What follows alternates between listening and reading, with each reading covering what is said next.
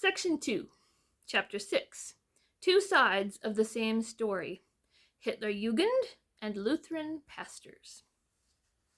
10 days later, I met Mr. Langham as he stepped out of a train in Vienna early one morning, and as we came out of the station, we were both surprised and delighted to meet a Dutchman who was known to us both and who had meant to set off for Switzerland that morning. We persuaded him to remain with us for the day so that we might all travel by the night train. A bus took us to a lovely old inn we knew well, and which was run by a staunch Catholic who hated the Nazis and feared lest they might come to Austria.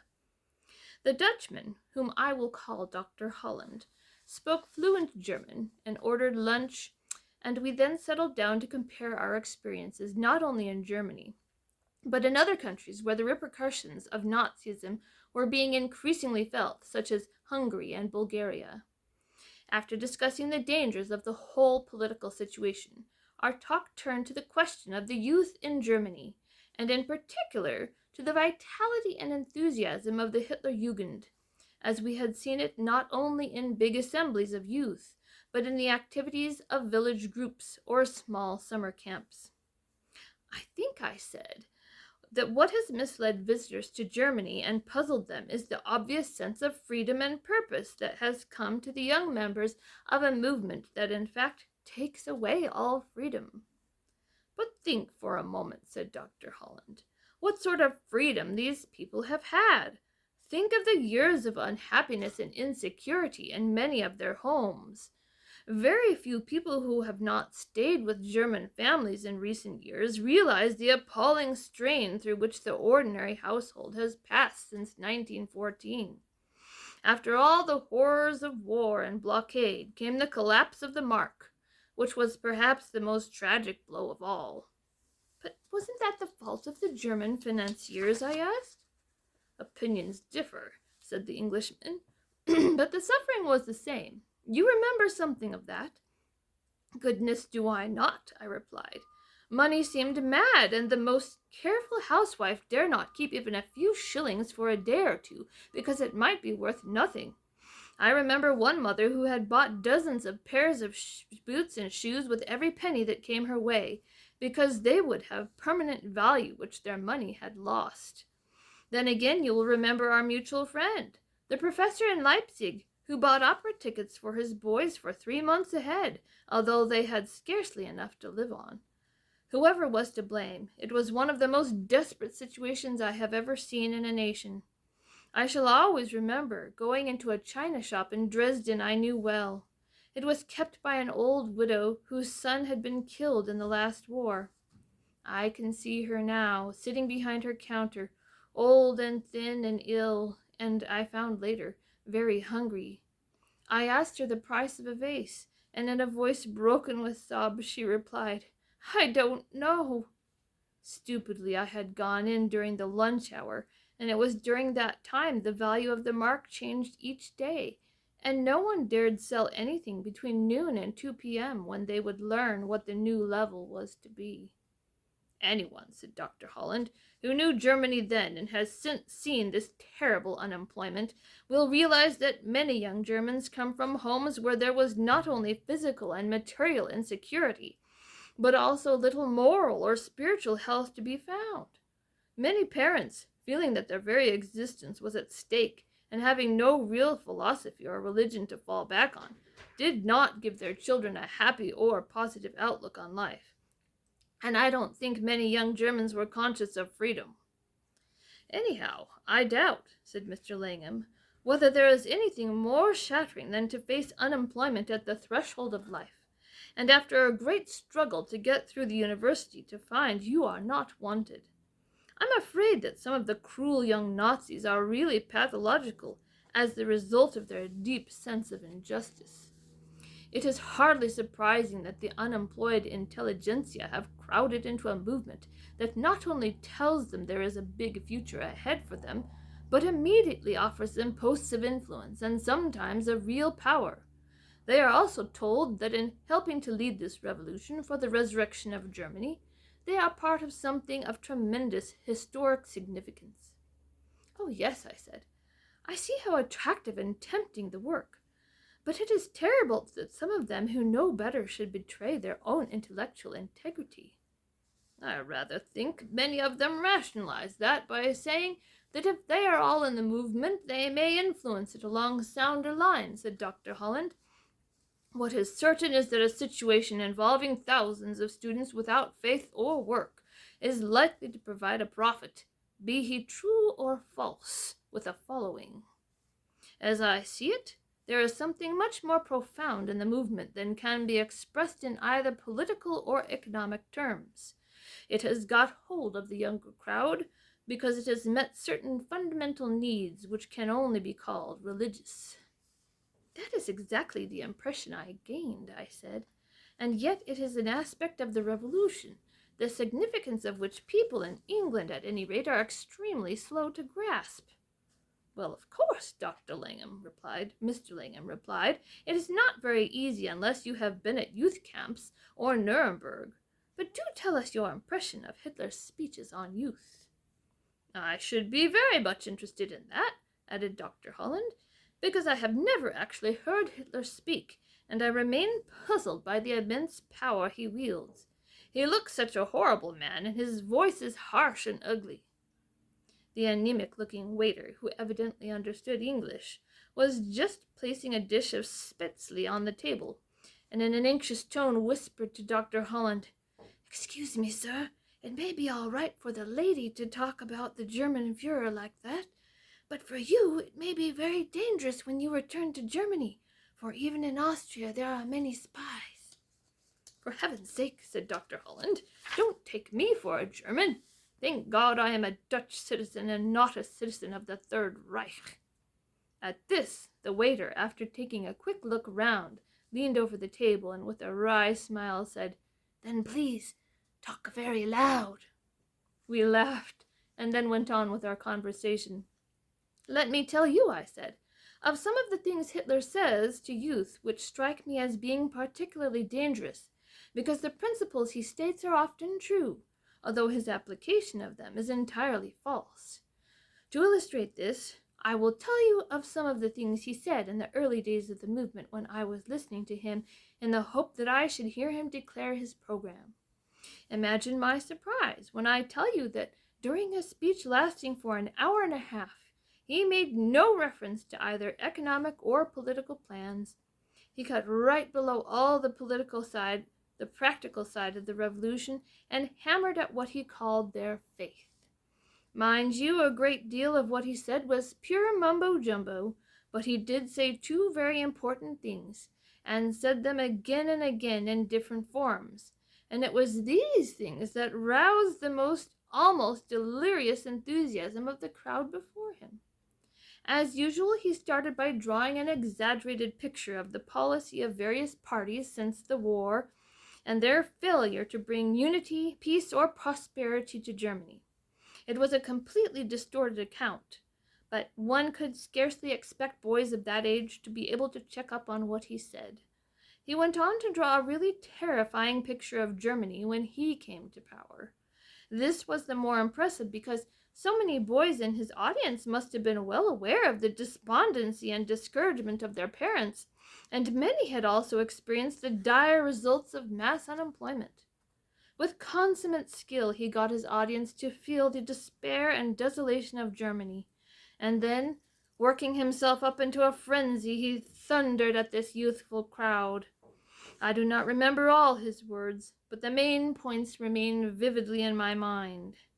"You must realize that however dark things are, there is no such thing as deadlock in the affairs of men. The only deadlock today is in the minds of men. You need never be defeated by your circumstances. Man is only finally defeated by himself. That is true of you, my young comrades, and that is also true of your country." He went on. "For years this country has been ruled by men who were defeated in spirit.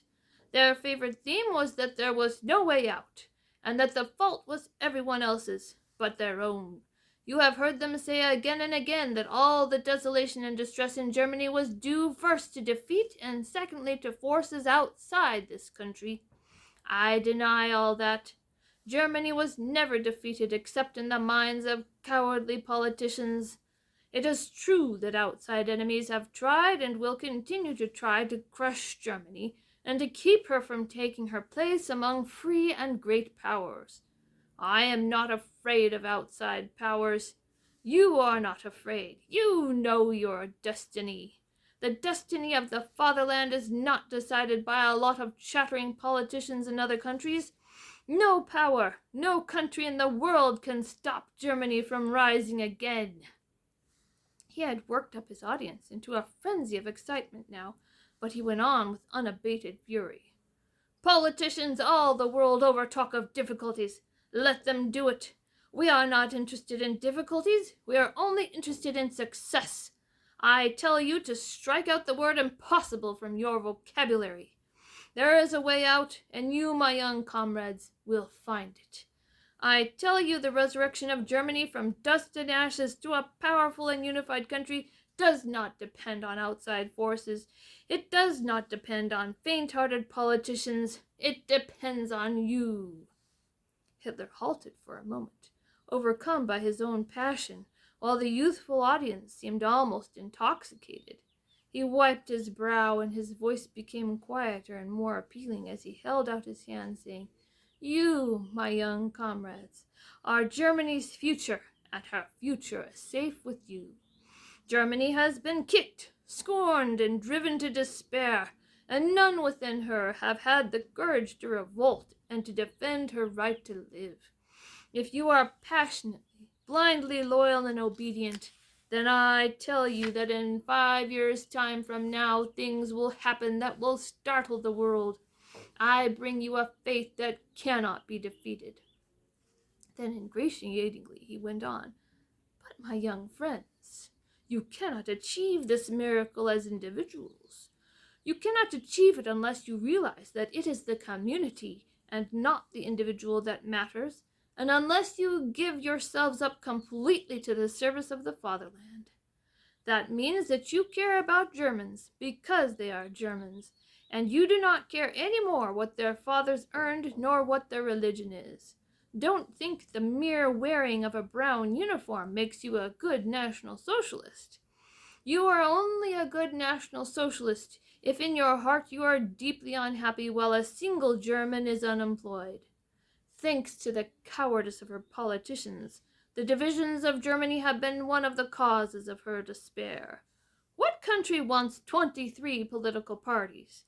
No, some of the old people may still like their divisions, but I tell you, the youth of this country must be one. We will never again have the ridiculous picture of children marching against one another under different political banners." At this point, Mr. Langham interposed. "For goodness sake, have some more coffee, or you will get as exhausted as the Fuhrer." Laughing, I replied, "Well, you know, it is almost impossible to recall that scene without becoming aware again of the tension and hysteria in that vast gathering. It was almost terrifying, and yet, as you say, men just shrug their shoulders and say, 'What rot all this Nazi stuff is,' and don't begin to see what it is doing to a whole generation in Germany." "If only the foreign powers could be brought to understand," said Dr. Holland. "For the future of Europe it may yet prove more important and indeed more dangerous than anything else that is happening.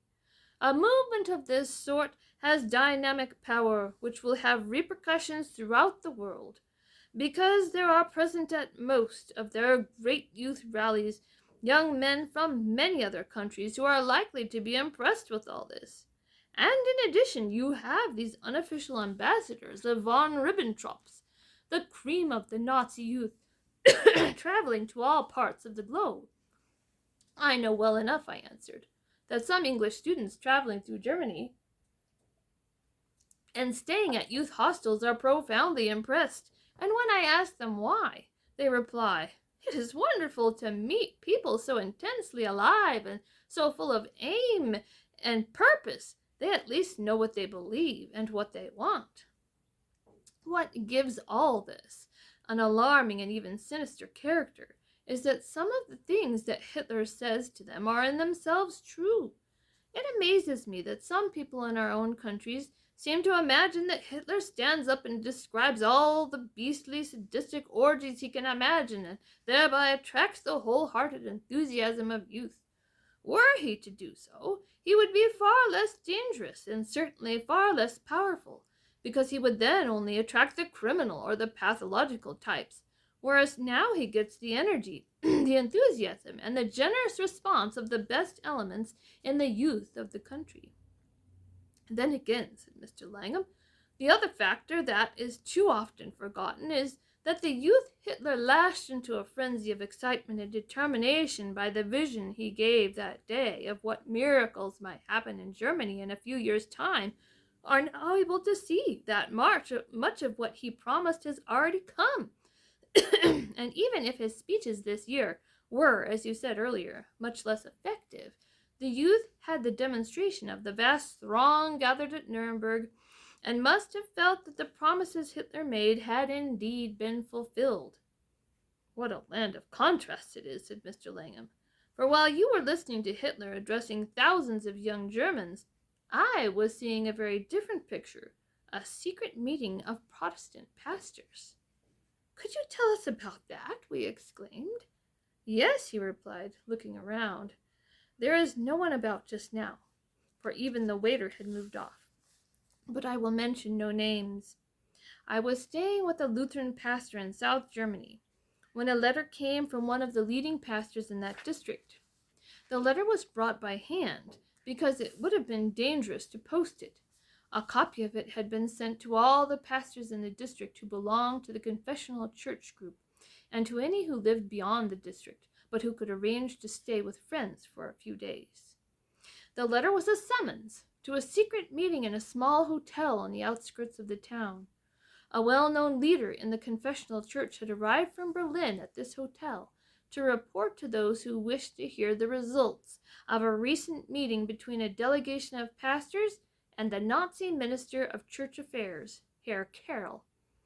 The man who owned the hotel was a keen churchman and was prepared to risk this secret meeting in one of his back parlors. So many pastors managed to get there under cover of darkness that the meeting had to be held in 2 shifts, one group of pastors waiting outside, while the other heard the report. I went into the room, said Mr. Langham, just as the first lot had settled down. The room was small, and it was packed to suffocation with pastors, young and old, some sitting, some standing. At a table at one end of the room sat the speaker, and next to him 1 or 2 well-known leaders of the confessional church. When we were all packed in, the speaker rose and spoke for half an hour. Very quietly, without emotion, but with a deep sense of the significance of the occasion, he gave an account of the dealings with the Minister of Church Affairs. He told them that all their latest hopes of agreement had been completely shattered by recent conferences with Karl. Shattered, he said, by Karl's own attitude, as he did not come within a cry of understanding what they were about in their opposition to Nazi teaching and control. The delegation had had to remind Karl that the gospel was not for sale, that it was absolute in its demands on them, and that their vocation was obedience to God. The silence in that back room was tense, and you felt that here were men whose families and livelihood as well as their lives might hang on this report, but who were quietly and unshakably determined to go on with the struggle. Some of the older men looked worried and ill, while the younger ones had a kind of elation about them, as if the gospel and their task had suddenly become real to them in a new and powerful way. The speaker came to the end of his report and paused for a moment, and then, with a dignity born of deep conviction, he added, "Brethren, you want to know what to do. There is only one thing to do: to go straight ahead, looking neither to the right hand nor to the left, remaining faithful to the gospel and preaching the word of God. Do not let us be troubled by the world. It hated our Lord. It may hate us. He told us that it would. That is not our concern. It is for us to be faithful. Amen." He remained standing for a moment, and then slowly one pastor after another got up and walked out of the room into the night. Some went away talking in twos and threes, some walked home alone. Others had a long bicycle ride along country roads and would only reach their homes in the early hours of the morning. "I wondered," said Mr. Langham, "how many pastors in our own country really understand the nature of the struggle that these men are up against." So long had we sat discussing that we suddenly realized it was nearly 3 p.m. and that we had the inn to ourselves. Noticing that our conversation had ceased, the waiter grew bolder and came over and talked to us, for he was obviously anxious to do so once he knew we were not Germans and were anti-Nazi. "It is impossible to prevent the young men from following Hitler," he said. "My boy is 18 years old, and he has never had a proper job since he left school. Now he enjoys all sorts of adventures because he belongs to a gang of rough boys who call themselves Nazis. They don't know or care what it means, but they like going out at night and painting swastikas on public buildings and pavements and then watching the authorities clean them off the next day. It is just an excitement and something to do. At least that is how it started. But now I think something more serious is happening. I believe the Nazis have got hold of some of these gangs and that they are paying them and telling them what to do." "You really think they are in touch with the German Nazis, do you?" asked Mr. Langham. "I cannot be sure of that, but something happened the other day which worried me. Suddenly my younger son got angry with his elder brother, who was in a job and very much against the younger one's adventures. He turned on his elder brother and on me and said, 'When Hitler comes to Austria, I shall be telling you and a lot more people like you what you have got to do.' I don't know whether it was mere stupid bragging, but I have the feeling that the Germans are preparing the ground for invading this country one day, and that at the beginning they will use boys like my son and his friends." As the waiter was helping Dr. Holland on with his coat, I said to him, "Tell me, what is the attitude of Austria to the Nazis? Surely the country as a whole wants to keep its freedom?" A bitter look crossed the face of the waiter as he answered, "Since the last war, the only freedom we have had in Austria is the freedom to die slowly of starvation. Many people now hear that there is no unemployment in Germany, and I'm afraid they think it would be better to let the Nazis come rather than to go on as we have gone since the last war." On the way back to the bus, we reflected sadly on how little had been done in the past 20 years to deal with economic and political situations in Europe created by the last war, and which were obviously dangerous. Against a background of moral and spiritual bankruptcy, charged with a profound inner restlessness that might manifest itself in the form of violent social upheavals, there existed focal points of political danger. And yet political leaders in Europe seem unwilling to recognize that these focal points were particularly likely to cause disturbance in a situation where there was not enough moral and spiritual stability to enable men to grapple with these problems sanely. Certainly, very few of the democratic statesmen and thinkers seem to have been able to read the writing on the wall. As the train steamed out of Vienna that night, we all agreed that no city in Europe had had a more tragic history since 1914. A beautiful city, almost without a country, and one in which from 1918 it had always been possible to see tragic signs of the aftermath of war, and now there fell on it the long shadow of Nazi intrigue and approaching aggression.